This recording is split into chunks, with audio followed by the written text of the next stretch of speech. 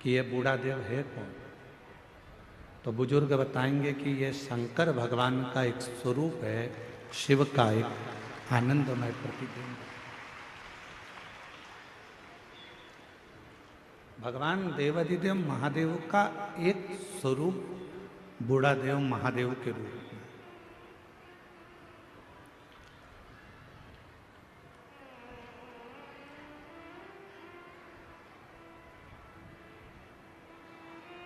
मतलब हमारे पूर्वज,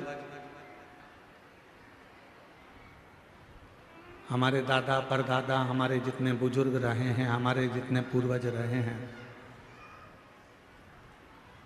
ये सब भगवान शिव की आराधना करते हैं, भगवान शंकर की साधना करते हैं।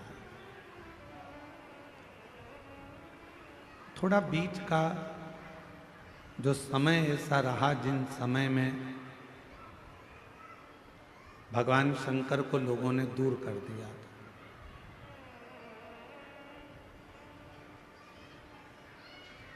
और दुनिया के लोग भगवान शिव जी से दूर होते चले गए थे, भगवान शंकर से दूरी बन गई थी।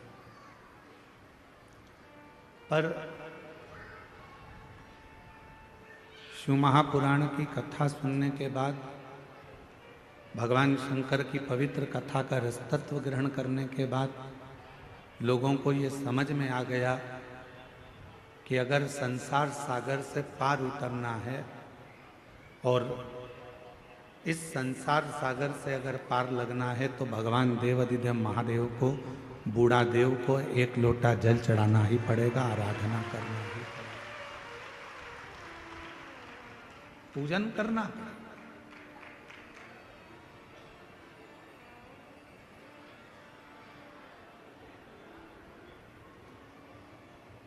हम एक बात आपसे पूछें, उत्तर दीजिएगा कच्चे गांव वाले सब। समुद्र, विशाल समुद्र बड़े बड़े जहाज को डुबो देता है। विशाल समुद्र बड़े बड़े महल को डुबो देता है। विशाल समुद्र वृक्ष, रोड, बिल्डिंग जब अपने वाली पे आ जाए तो समुद्र सब डुबो देता।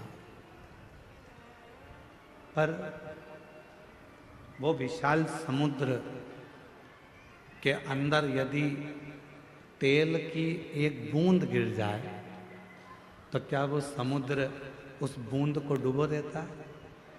जम के बोलो, नहीं। समुद्र में इतनी सामर्थ्यता नहीं है कि वो तेल की एक बूंद को समुद्र डुबो दे। जहाज डुबो देगा, बड़े बड़े शिप डुबो देगा, बिल्डिंग डुबो देगा, वृक्ष डुबो देगा,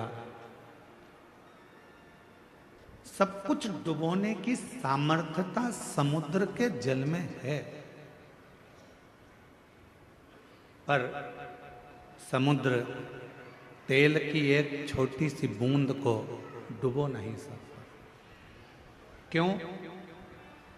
इसलिए तेल एकदम हल्का होता है, एकदम हल्का। उसने अपने अंदर भार तत्व को नहीं लिया है।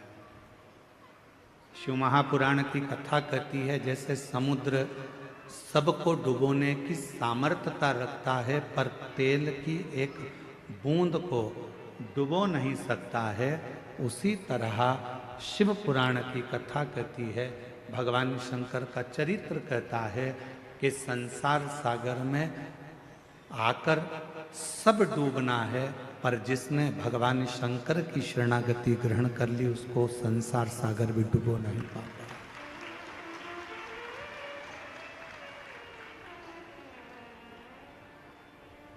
उसको संसार सागर डुबो नहीं सकता।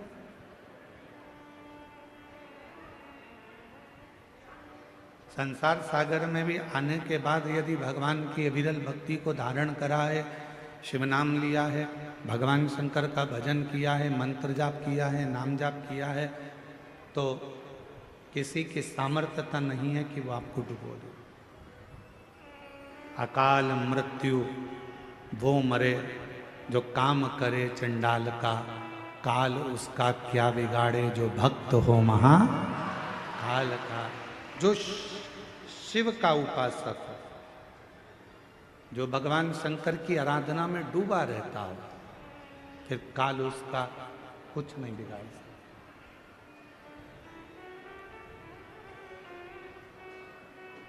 काल उसको छू नहीं पाता।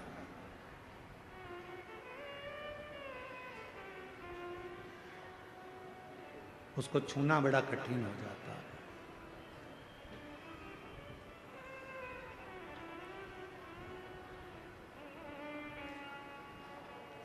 आप कितना भगवान के प्रति समर्पित हैं, आप कितना मंत्र जाप कर रहे हैं, आप कितनी शिव की आराधना कर रहे हैं, आप कितनी शंकर की साधना कर रहे हैं, ये आपके ऊपर निर्भर करता है।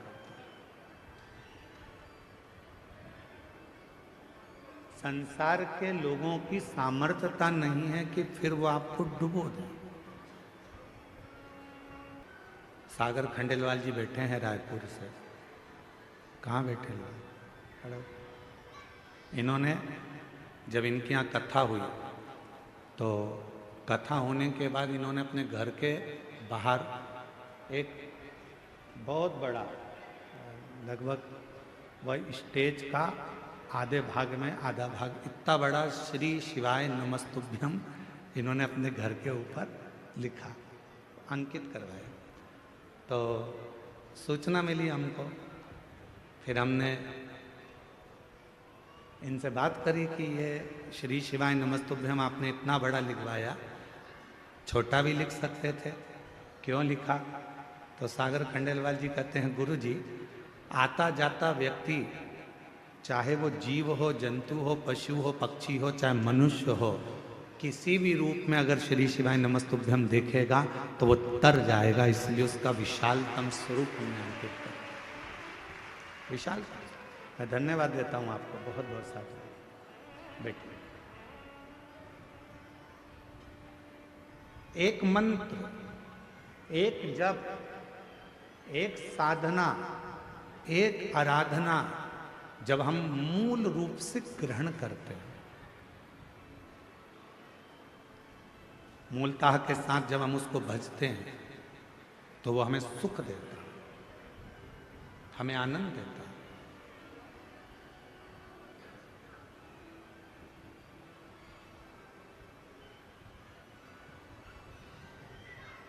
यजमान जितेंद्र जी जायसवाल जी के बड़े छोटे सुपुत्र आर्यन जी से हम बात कर रहे थे। जितेंद्र जी, तो आर्यन से हमने पूछा कि इस क्षेत्र में इतना विशालतम कभी कोई कथा, कोई सत्संग आपके यहाँ हुआ है? तो आर्यन जी बोल रहे थे कि गुरुजी, वो तो बाबा की कृपा है और भोलेनाथ जी ने इस कथा को करवाया, हमको ही नहीं मालूम पड़ रहा कि कैसे कथा चल रही है और कैसे शिव भक्त इसको श्रवण कर। आर्यन, साधुवाद है आपको इस चीज के लिए। तो ये शिव की कृपा के बिना नहीं हो सकता। आप अपन सोचें कि ये अपन कर रहे हैं, तो ये नहीं है कि जिंदगी में हम आए हैं और हम जैसा सोचें वैसा ही हो। जरूरी नहीं है कि हम संसार सागर में, देखो भगवान ने आपको और हमको जन्म दे दिया, शरीर कैसा देना था ये उसको मालूम, हमारे पूर्व का कैसा कर्म था उसके अनुसार हमारा शरीर मिला। आपको और हमको जो शरीर मिला ये हमारे पूर्व के कर्म के अनुसार। आप सुंदर बनकर जन्मे, भगवान की कृपा है। आपके हाथ भगवान ने दिए, भगवान की कृपा है। आपके पांव भगवान ने दिए, भगवान की कृपा है। नेत्र दिए, भगवान की कृपा है। जिह्वा दी, वाणी दी, भगवान की कृपा है। श्रवण शक्ति दी, भगवान की कृपा है। बुद्धि दी, भगवान की कृपा है। शरीर कैसा देना था ये परमात्मा ने हमारे पूर्व का स्मरण कर कर, पूर्व के खातों को देखकर तब भगवान ने हमको दिया। यहाँ जितने लोग बैठे हैं अगर आप में से किसी ने लोन लिया हो तो बैंक वाले पुराना हिसाब देखते हैं। यहाँ माइंस वाले बहुत काम करते होंगे तो लोन लेना ही पड़ता होगा, है? तो लोन लेते होगे तो पुराना हिसाब देखा जाता है। पहले लिया था, जमा करा कि नहीं करा, इतना पैसा लिया था, उस बैंक से उठाया था, भले तुम दूसरी बैंक से लो लोन, पर वो पूरी बैंक उन टटोली जाती है कि इसने पैसा जमा करा कि नहीं करा, इसने जमा किया कि नहीं किया। बस जैसे बैंक का लोन देने वाला पुराना हिसाब देखता है, उसी तरह हमको जन्म देने वाला भी हमारा पुराना हिसाब देखता है। पुराना हिसाब क्या करा संसार सागर में जाकर, किसी भूखे को भोजन कराया, प्यासे को पानी पिलाया, भगवान का मंत्र जाप किया, नाम जाप किया, किसी को सहायता प्रदान करी, किसी को शिक्षा प्रदान करी, किसी को चिकित्सा प्रदान करी। वो पुराना हिसाब देखता है और पुराना हिसाब देखने के बाद हमारा शरीर देता है। हमारे शरीर में कोई भी थोड़ी सी भी कमी रखता है, समझ लेना हमारा पूर्व का दिया हुआ है। महाराज कुछ हमने श्रेष्ठ ना करा हो। धृतराष्ट्र नेत्र नहीं है। एक बार भगवान द्वारकानाथ से धृतराष्ट्र ने पूछ लिया, क्या बता सकते हो कि मेरे नेत्र क्यों नहीं है? मैं इतना सुंदर जन्मा, मैं इतने बड़े राज्य का राजा बना, मैं इतना बड़ा नरेश बना, मैं इस हस्तिनापुर का राज सिंहासन संभाल रहा हूं और मेरे नेत्र नहीं है। आप बता सकते हो कि मेरी किस्मत ऐसी क्यों लिखी? भगवान द्वारकानाथ ने कहा, पूर्व जन्म में तुम एक सुंदर राजकुमार थे, एक हंस को देख लिया था, उस हंसनी को पकड़ने के चक्कर में वो तुम्हारे हाथ ना आई, तो उसके साथ में जितने भी लोग बच्चे थे उन सब के नेत्र तुमने हर लिए थे, इसलिए तुम्हारे नेत्रों को हरा गया। पूर्व का करना। कोई पिछले जन्म के अच्छे कर्म मुझे बाबा दे, कोई पिछले जन्म के अच्छे कर्म मुझे बाबा तेरा साथ मिला। जहाँ सारी दुनिया झुकती है, जहाँ सारी दुनिया झुकती है, मुझे वो आली दरबार मिला, दरबार मिला। कोई पिछले जन्म के अच्छे कर्म मुझे बाबा तेरा साथ मिला। पूर्व का हमारा कोई अच्छा पुण्य होगा, अच्छे हाथ पैर दे दिए। पूर्व का हमारा कोई पुण्य होगा, बोलने के लिए वाणी दे दी। पूर्व का अच्छा पुण्य होगा, देखने के लिए नेत्र दे दिए महाराज। और भगवान ने सब कुछ दिया, पूर्व का पुण्य। और फिर याद रखो, हमारे और आपके पिछले जन्म का कोई अच्छा कर्म होगा जो शिव महापुराण की कथा कच्चे गांव में दे दी। ये पुण्य है।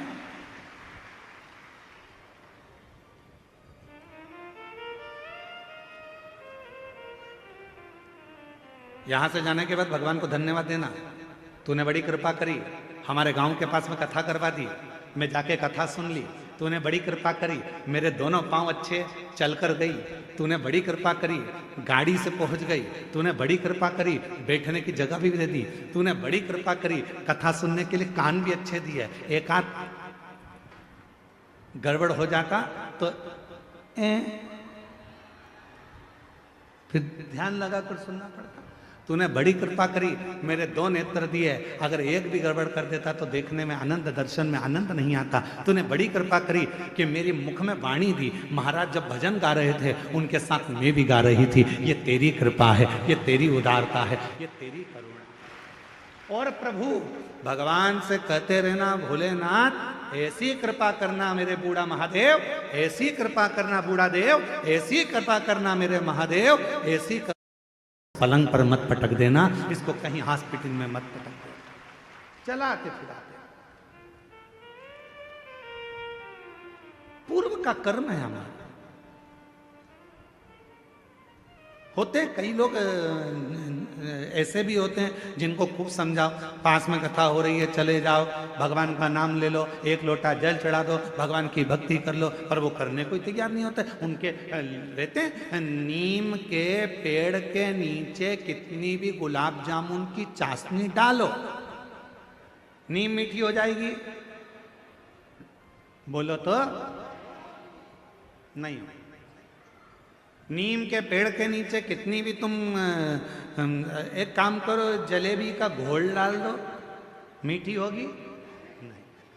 चलो जान दो। अच्छा, करेले के पेड़ के नीचे, करेले के पौधे के नीचे, करेले की बेल के नीचे आप गुलाब जामुन की चाशनी डालो, रसगुल्ले की चाशनी डालो, क्योंकि वो रसगुल्ला खाने के बाद उसका पानी तो काम आता ही नहीं है। तो एक काम करें अपन कि करेले की बेल के नीचे डाल देते हैं, तो करेला मीठा हो जाएगा। हो जाएगा? नहीं, करेला करेला ही रहेगा, नीम नीम ही रहेगी। उसको चाहे तुम की कितनी भी गुलाब जामुन की चाशनी डाल लो, चाहे तुम गुड़ डाल लो, शक्कर डाल लो, तुम्हारी मर्जी पड़ जाए जो डाल लो, पर वो नीम नीम रहेगी, कड़वी की कड़वी रहेगी, करेला कड़वा की कड़वा ही रहेगा। उसी तरह अपने गांव में, अपने नगर में, अपने शहर में, अपने मोहल्ले में, अपनी कॉलोनी में, अपने घर में, अपने परिवार में कोई ना कोई एकाध व्यक्ति नीम और करेले जैसा होता ही है। उसको कितना ही समझा लो, कितना ही समझाओ, कितना ही कह लो उसको, वो सुनता ही नहीं, समझता ही नहीं। अब कोई कहे कि गुरुजी वो तो हाँ हमारा रिश्तेदार है, हम तो उसको इतना कहते हैं, फिर भी वो भगवान की बुराई करता है, फिर भी शंकर जी की बुराई करता है, फिर भी एक लोटा जल की बुराई करता है। गुरुजी हमारे यहाँ वो आए थे, इतने बड़े संत महात्मा, वो भी शिव जी की बुराई कर दिए, वो भी इनने भी ऐसा कर। तो कोई कितना ही समझाए, पर वो नीम नीम रहती है, वो करेला करेला ही रहता है, उसको नहीं समझ में। महाराज उसने शरीर दिया कितना अच्छा, उसको साधु का। उसने जन्म दिया अच्छे घर में, अच्छे परिवार में, अच्छे कुल में, ये उसकी कृपा है। और उसने मौका दिया भक्ति को करने का, भजन को करने का, ये उसकी कृपा है, ये उसकी कृपा। कितना सुंदर कहा है।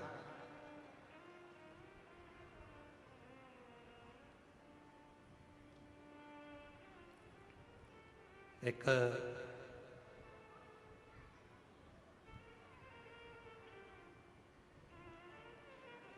शिव महापुराण में एक बड़ा सुंदर भाव आया है। मां सती, भगवान माता पार्वती और भगवान शिव का एक बड़ा सुंदर संवाद। अब ये आपके ऊपर निर्भर करता है कि आप उसे कितना ग्रास में। काशी भ्रमण के लिए चलिए।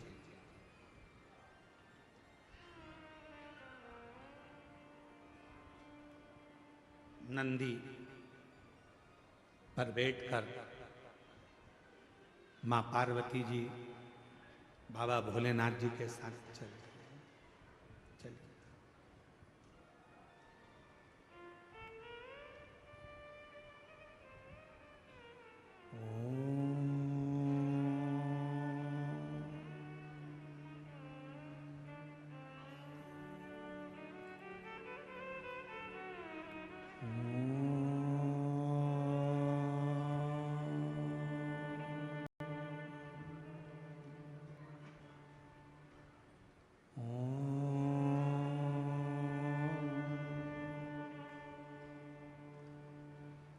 नाद हो रहा है ओम का, पार्वती जी के कानों में शब्द गया।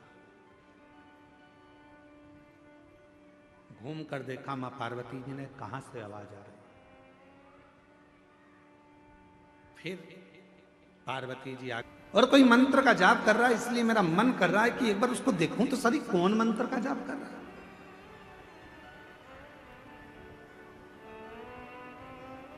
सब दूर मां जगत जननी माता पार्वती ने भ्रमण किया, जपने वाला नहीं मिला। फिर नाद हुआ,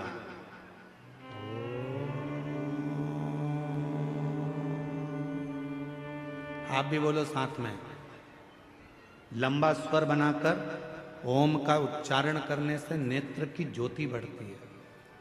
लंबा उच्चारण करने से, ओम का नाद करने से बुद्धि में एक अंदर कंपन उत्पन्न होता है, उससे पैरालिसिस की बीमारी, लकवे की बीमारी नहीं होती है। ओम का लंबा उच्चारण करने से अगर शरीर में हाथ पैर में कंपन होता है, चाय का कप या अपनी उंगलियां या हाथ का, नेत्र को बंद कर कर हृदय के अंदर झांकते हुए उच्चारण करेंगे, लकवे की बीमारी नहीं होगी, पैरालिसिस नहीं होगा, हाथ का कंपन दूर होगा और बुद्धि तीव्र होगी। साथ में बोलते चले ओम।